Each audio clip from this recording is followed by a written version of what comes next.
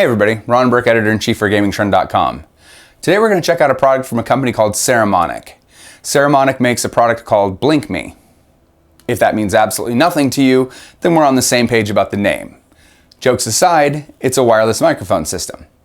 The lavalier that I'm currently using is a Wireless Go 2 from Rode, and I wanted to see if there's anybody out there that could compete with that product and also deliver it at a reasonable price. So without further ado, let's unbox this thing, and then I'm going to put it to the ultimate test. I'm going to take it to a convention and we're going to do some interviews. First off, you'd be probably excused for thinking that this is a cake based off of the packaging. So it looks like we've got some adapters here. Looks like 3.5 millimeter, 90-degree angle to USB-C. Yep, TRRS. And it looks like a carrying bag. Then a larger bag here. Let's slide this out of the way.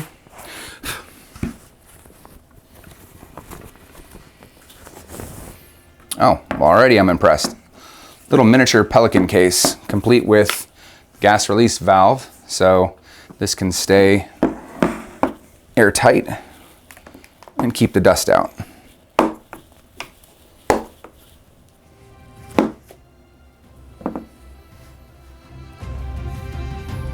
So we have the instructions.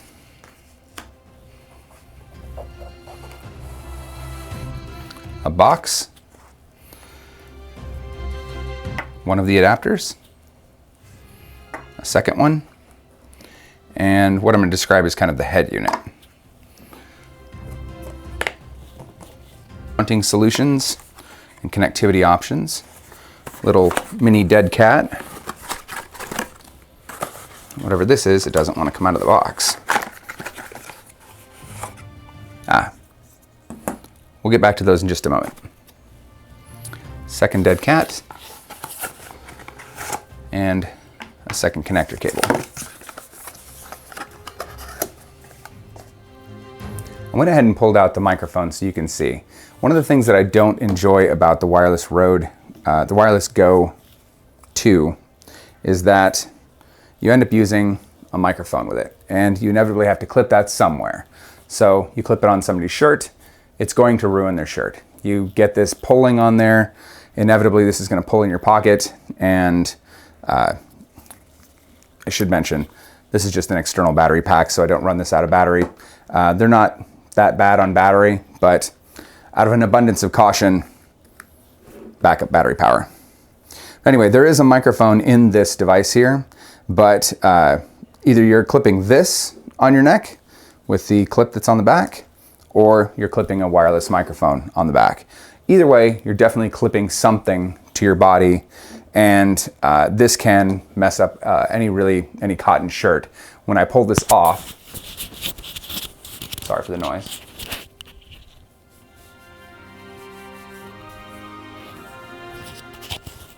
There's only so many times I'm going to be able to do that before this shirt is going to have a weird wrinkle in it that's impossible to get out.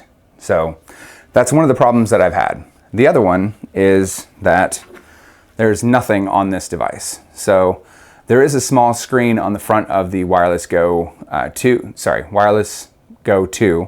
that I can see my volume levels, but it's hidden way back on the camera, so it's a little hard for me to see. I usually end up running with an external camera monitor. I have a monitor over here, and I have a monitor over here, so I can see my volume levels for the camera that's up here and the camera that's over there. And that's really only because I can't really see the one that's hidden behind all the rest of the gear that's on my camera. It'd be nice if it was on here. So those two things are really the only problems that I have. The audio quality is rock solid. Love their support. Rode just recently patched the firmware on this so you can record directly to the device. They're doing everything right, except for those two things. No screen, bacon neck. So I wanted something that would fix that. Fixing the attachment problem would actually come from the first thing we're going to look at, these magnets. So Saramonic gives you a number of different options for connecting. Stop it. Giving away the store. A number of ways to connect this. The first of which is a super strong magnet. So these things, you could practically pick up a car with them. They're so strong. but it's a rubberized magnet on this side, so it's not going to mess up anything that it's attached to. This is rubberized as well. It does have a clip, so I can clip it to something, but I could also just put this behind my shirt, attach that with the magnet, and then this is the other end of the device. That just connects to it, and I now have a completely magnetized device that is going to sit comfortably wherever I put it. The first thing we're going to look at is the transmitter. So now this transmitter here has on it a power button, a small microphone, a touch screen, and a yellow NR button. This NR button is for noise reduction, so we have noise reduction directly on the device. We also have this interface in the back, which is what will connect with the receiver. There's in fact one on each side, so you have this nice little compact device for storage and for transport. We'll set this aside. They are magnetic, of course. This receiver, obviously we just showed that it has the two sides for both charging and also for connectivity. So you can sync this up. These run off of 2.4 gigahertz wireless. On this device we have a power button. We have volume up and down. This will move up in 3 decibel increments. So you can go all the way up to plus 12, I believe. I'll have to look that up just to make sure. On this side we have the input jack, so that's going to be what connects to your camera. Then we also have a monitoring headphone jack, and then USB-C for charging. Thank you very much for using USB-C. Down with any other USBs. We're done with those. On the front we have a screen. When we light this up, we'll be able to see both left and right channel, as well as the recording mode and whether it's running mono, stereo, or as a safety track. And we'll get into what a safety track is a little bit later. We have some mounting hardware. So this will sit on any cold shoe mount, or you could mount it here onto the side of the device, so you can easily drop that in place like so, and it'll sit on any standard connection for a camera. As I mentioned, USB-C, so to USB-A. There are a number of adapters on any microphone to camera adapter that you can plug that in, or you can run it directly to a external camera battery. And then we have 2 right angle TRRS 3.5 millimeter jacks, so that'll run from this device directly to the camera. They did include these extras. I'm not sure quite why yet. Perhaps that'll reveal itself as we put everything else together. So let's go ahead and get everything powered up and start taking a closer look. So first I'm going to put these back on the receiver. I don't know if this has been charged, but I kind of doubt it. So we might need to charge this up, but oh, there is some charge to it. So immediately we see that it's in unlocked mode, and we can see that it's coming to life, and there actually is quite a bit of charge on these. So these are pretty much good to go. So already we see that this is microphone number 1 and microphone number 2. We see the red light that it is charging, and then we see the blue light that it is connected.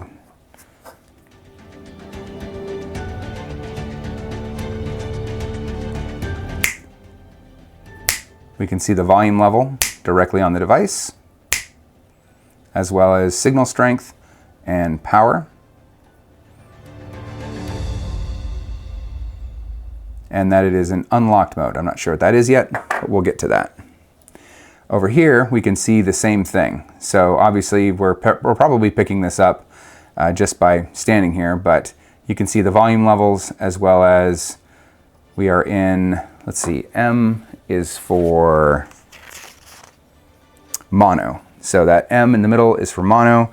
There's also S for stereo, and M with a dot on it means that it is a safety track. So we will have to figure out exactly how to modify that as we go. You can see I'm pressing the plus here. We have +3, +6, +9, +12. So all the way up to +12. Realistically, if you're at +12 and you're not getting it done, you're probably in the wrong position for setting up whatever your shot is anyway. So you'll probably need to adjust to make whatever that is work. we're going to do something kind of crazy. I just switched my workflow in the middle of my workflow. So hopefully this works.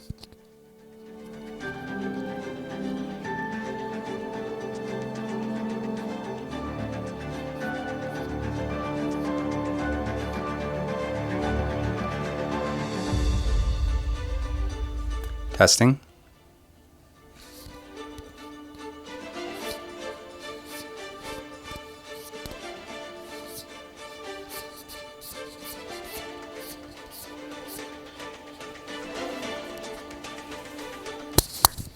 So I have no idea if this is going to pick up as well as my other microphone, but we're certainly getting a live test of this. The only thing I did was, I'll just demonstrate it again. I brought this up over here. I swiped up. I went to pairing. I paired. It pairs successfully. I can see that I'm getting transmit on my microphone display on the transmitter there, or on the receiver there, and I can see it over here on my screen as well. So let's look at the rest of this since I've now switched workflows, scary as that is to do in the middle. We have a button here to switch this display to stay on all the time, or a timed response. We can set this to mute. We can set it to record. These have 22 hours of recording life on them, so you could record 22 hours of audio directly to this. That's something that, again, Rode is just now getting to with their microphones. A couple of different languages. We have English. We have, I think that's Chinese. You can set the date and time. Obviously, there's a firmware update. You could grab that as well. And then it has an FCC certification. Onboard recording, there's that noise reduction that we talked about. You can set a transmit gain, so if you want to adjust this up or down, you can do so. Brightness for the screen, so if you wanted to lower this so it's not so bright, you can do that. The display, this is the same sort of thing where it's power saving, always on. And then we're back to the settings that I showed you before. So those are all of the settings that we have on here. Now, obviously, this is now a very large device sitting.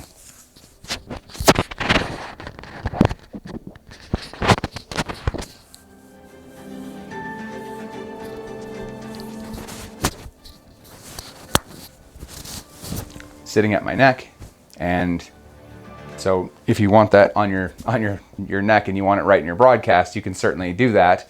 This is probably not the intended use though. So we're going to move it and see what else we can do with it. So obviously I want to also see what this sounds like inside my shirt. So I went ahead and flipped it around. I've got the Saramonic Blink Me inside my shirt, and I've got the magnetic piece sitting right here on the outside. I don't have a monitor in my ear, so I have no idea how this is going to sound until I look at it after the fact, but I'm hoping that it's not actually muffled and this could actually be a good hidden solution for a microphone. There is another thing I want to investigate. This does not have any sort of 3.5 millimeter jack on it. So I want to see if there's a way to adapt this, or if there's some way to plug in a 3.5 millimeter. I may not like clipping it to my shirt, but I would like the option. So we'll take a closer look at that. And really the next step, oh, I did want to mention this. So these dead cats, rather than being magnetized, they do clip on. So you kind of push these on top, and they should click in place, in theory. There we go. So you end up with a little fuzzy dead cat on top of the device. So if that's something you want to do, if you're outside, you have that option. So I am going to investigate the connectivity for external connectivity and see what we can do about that, or if that's just a limitation of this particular device. But the next thing we're going to do, we're going to take it on the road. So we're going to head out to a trade show, we're going to do some interviews with it, and we'll see what it sounds like. So join me on the road, and I'll see you in just a moment.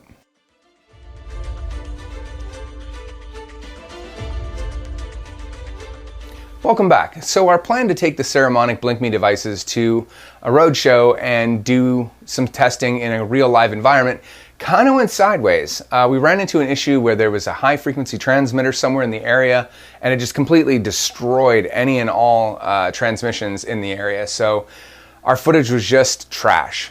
So what we're going to do, I'm going to pause here for just a second, and I'm going to take these into a different environment. We're going to go to a auditorium and we're going to try it there. So obviously we're testing distance, and now we're again talking about overhead lights and a lot of different ways that could be interfered with, but it's a more normal environment than what we were dealing with. We didn't know they were doing some other weird thing with radio frequencies in the area, so we couldn't have predicted that.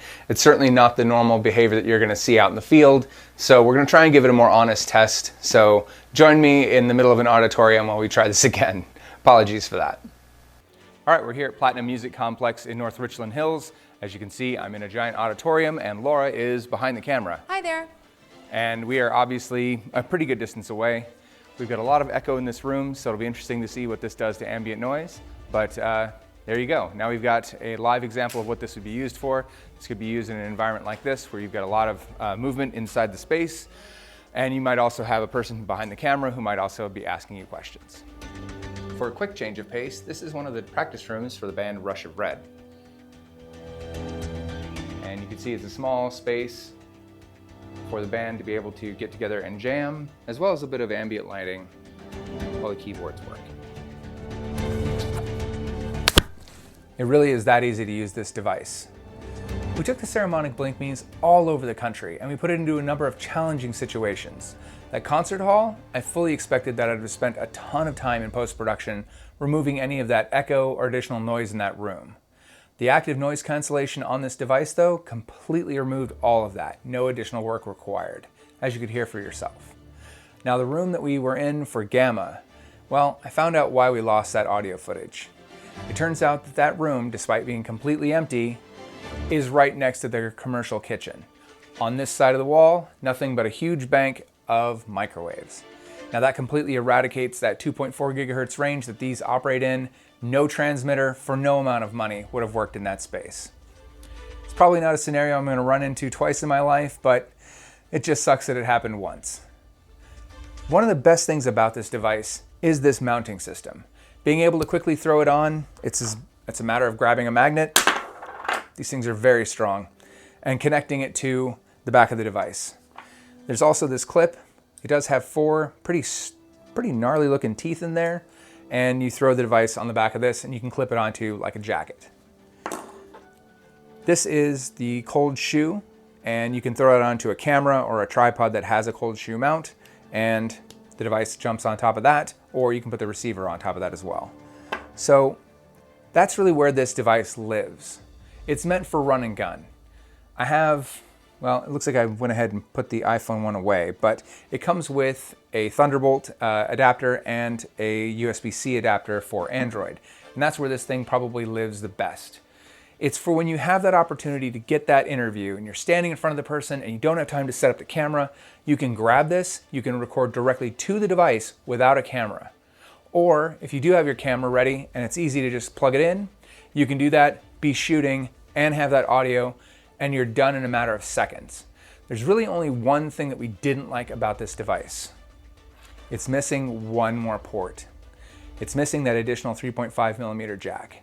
Now there are situations where maybe the person you're standing in front of doesn't want you reaching down their shirt or doesn't want to do it themselves with a giant magnet, or this clip is a little too aggressive for a starched shirt. That's where something like a lapel mic that can be easily hidden is useful, but there's no 3.5 millimeter jack on this device. The last thing to talk about is price. All of this setup is going to set you back around $249 when it's not on sale.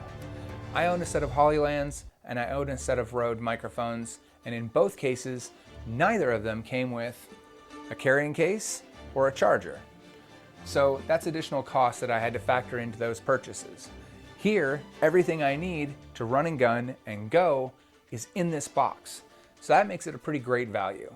Whether it works for your particular setup, well, that's up to you. Let us know in the comments. Have you used this device or ones like it? I'm Ron Burke, editor-in-chief for GamingTrend.com. Thanks for joining us on this adventure. We'll see you again very soon.